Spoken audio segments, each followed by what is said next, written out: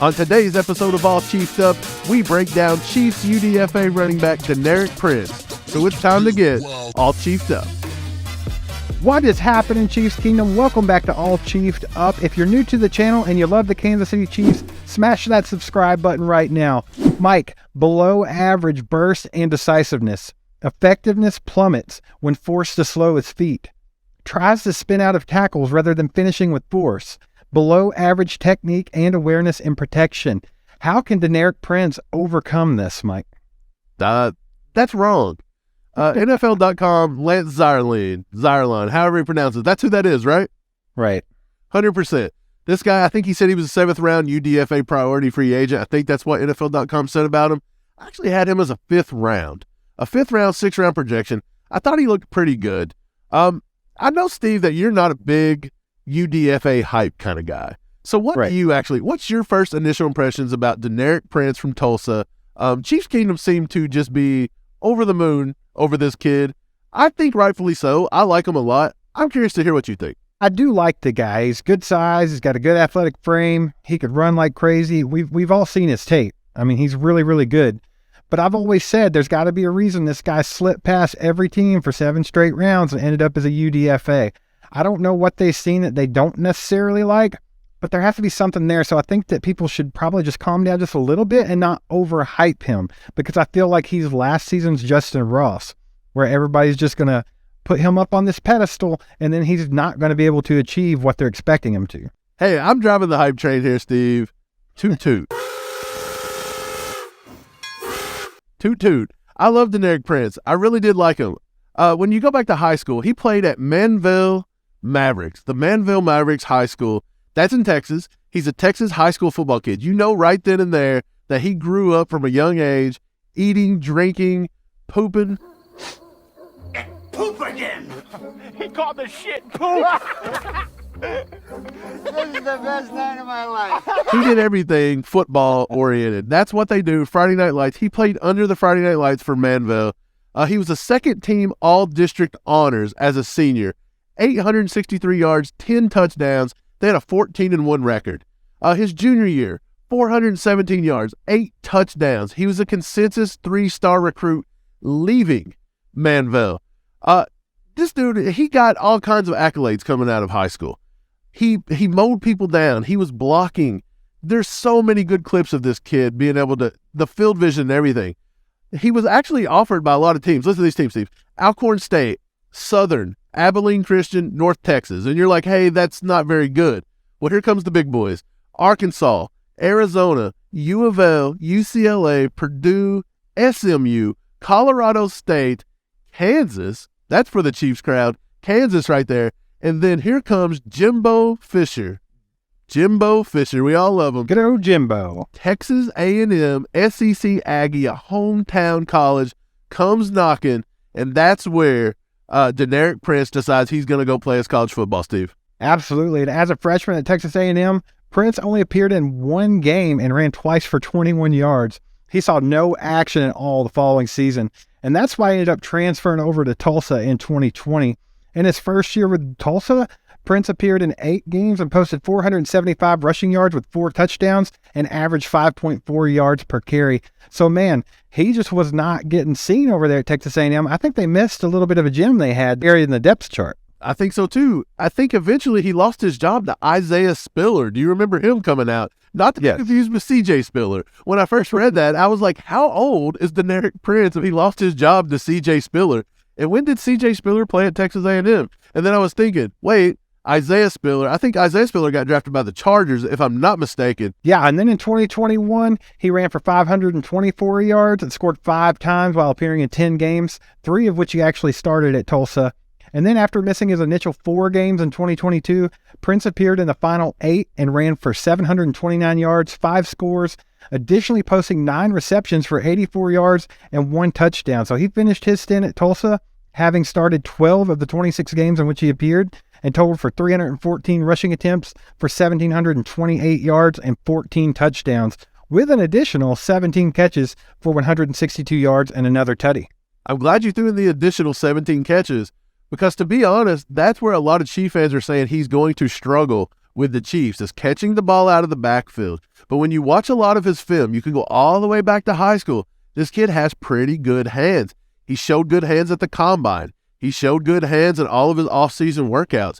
He's actually working right now with Derek Blaylock, if I'm not mistaken, Steve. What do you know about that one?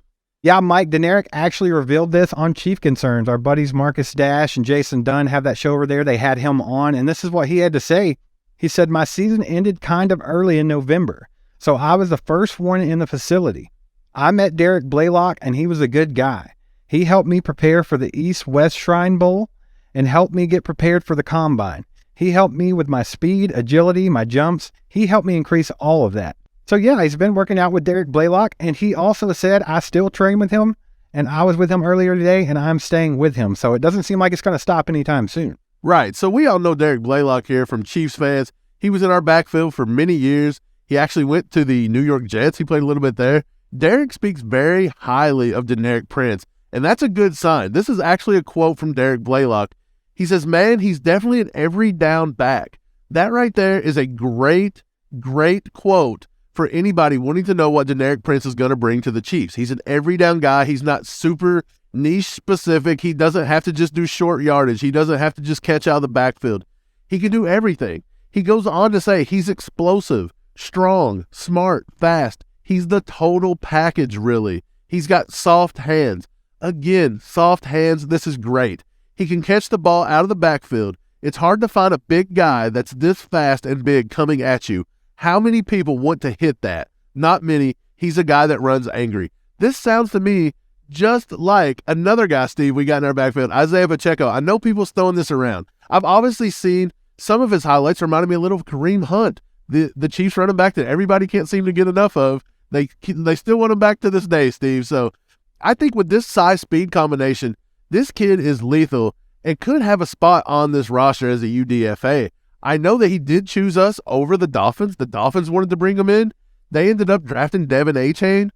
But look, he's not going there for Devin Achane. He's not going there to back that up. He already dealt with the Texas A&M running backs. He's not going to sit behind another Texas A&M running back.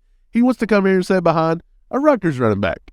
Yeah, so my big question with Deneric Prince is he scored out great in college. In 2020 by PFF, a 73.7, 2021 a 78, and 2022 a 70. And then going into the draft, man, what happened at the combine? What happened in his visits that made it to where this guy did not get drafted and end up being a UDFA? That's what I'm interested in.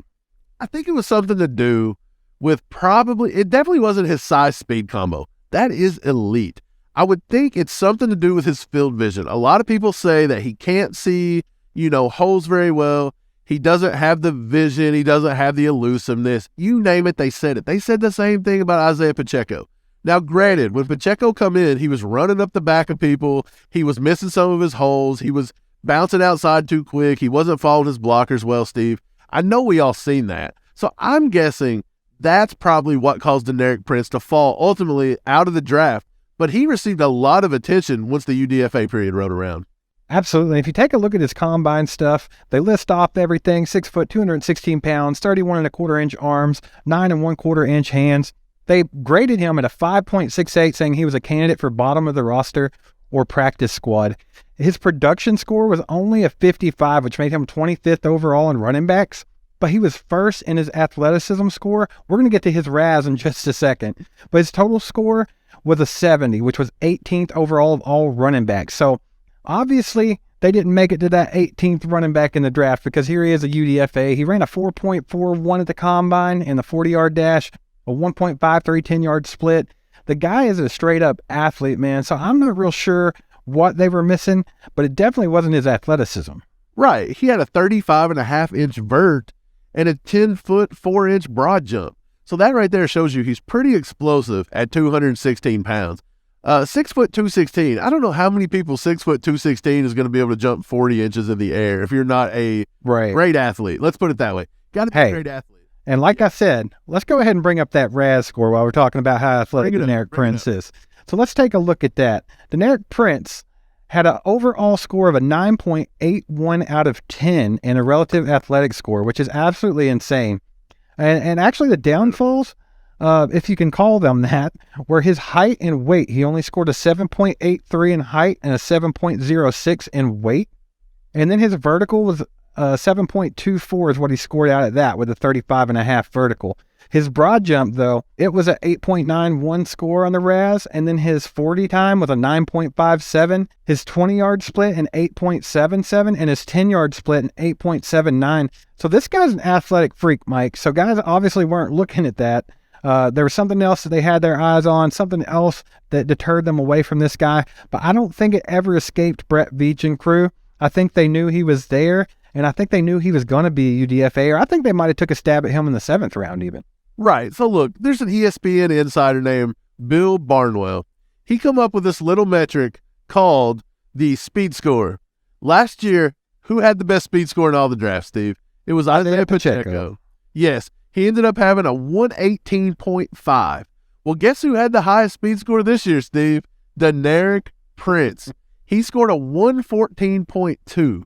So that's just probably 4 points behind Pacheco, but he still had the highest one this year. There's only been 81 out of 620 running backs since 1999 that's ran this test, the speed score, that's broke 110 points. And yet we got Pacheco at 118. We now have Deneric Prince at 114.2. This goes a long way because size speed is a big deal. And we know that Andy Reid and them love this. They want to get the ball in the hands of playmakers. We've seen it from Tyreek Hill to trading up from McCole Hardman. They're always wanting speed. They're always wanting power. That's kind of why they went and got Kareem Hunt, to be honest. I'll bring that back again. Kareem Hunt didn't have the best straight line 40 speed, but he had pretty good playing speed. And when he got in the open field, he could make guys miss, and he was elusive, and he could catch the ball out of the backfield. I think Deneric Prince offers the same thing. And the entire point of this is if you've got Pacheco and he is wearing teams down and wearing them down with his size speed, and then you go to McKinnon and McKinnon's catching balls and he's wearing teams down, your third guy coming off the bench possibly could be Deneric Prince. That's insane. Like, it never stops. It never stops. Right. So obviously the knocks that they had on Deneric Prince, Brett Veach, Andy Reid, all of them think this is stuff that he can overcome and get better at. But you can't coach those intangibles, that crazy athleticism, and I think that's something they're taking a shot on, Mike.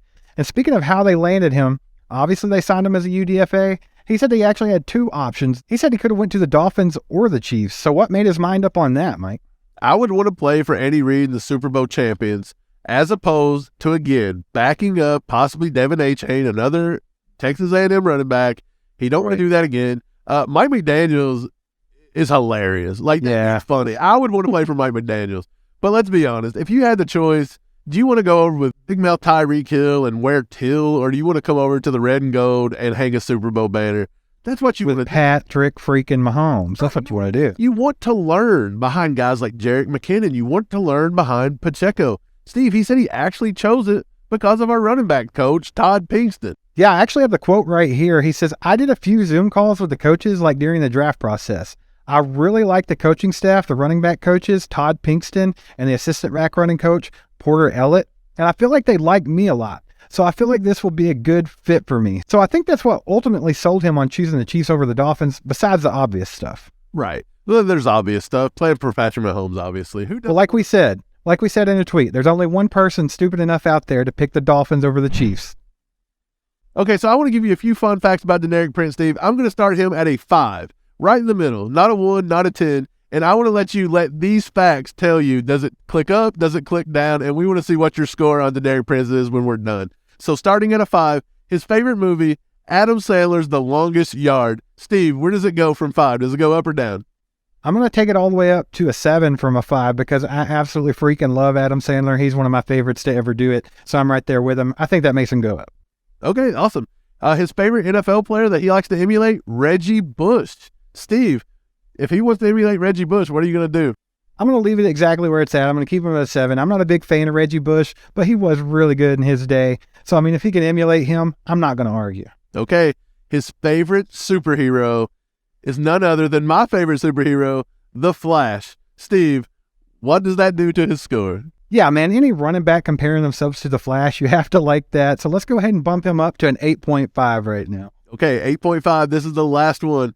They asked him what his favorite NFL team was. I'm assuming as a child, right, the Dallas Cowboys. Oh, we've plummeted, son.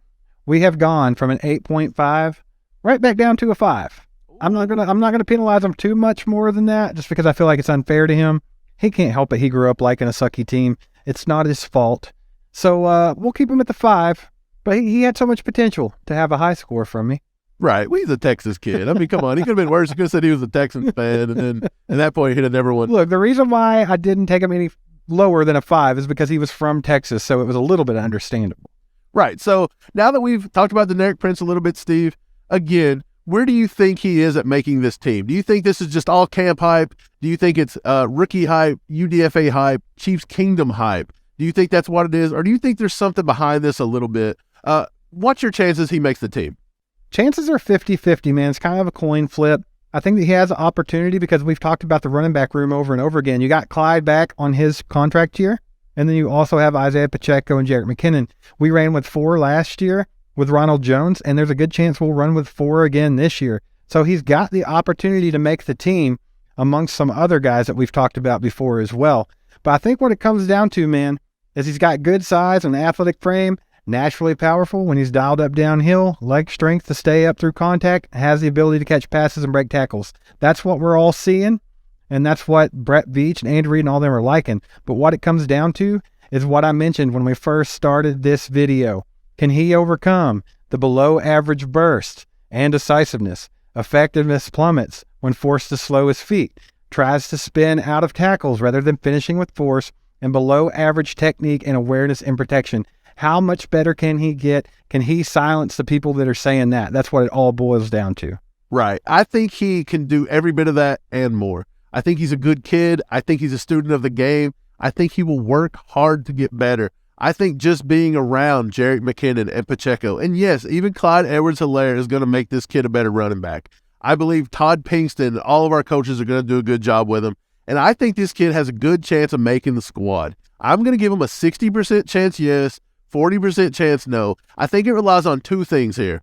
Are we going to keep Jerry and Ely this year? If we really want to keep Jerry and Ely, then that might be your 4th. And as long as we don't go pick up any cap casualties or camp casualties, that's probably going to be the 4. If they decide that they don't want to take Ely or they want to keep Ely at the wide receiver, kind of the slot position, they could go ahead and keep Prince. Another thing we got to keep our eye on is if they move Clyde Edwards-Helaire in some kind of a deal, or if Clyde decides he's not wanting to show effort and they don't want to play him as much, Deneric Prince might be able to squeeze up into that role and squeeze Clyde down. And if they trade him, obviously you're going to need somebody anyway. So I believe Deneric Prince is a good kid, and I believe he's going to have a bright future, whether it's in Kansas City or not. I think he's going to make something of himself. Derek Blaylock agrees. All of his coaches agree. He's got good parents.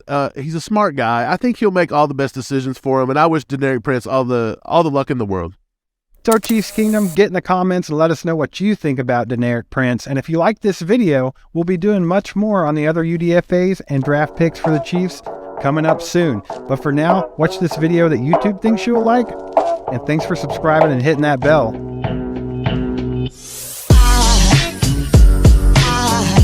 There goes a sight from my soul.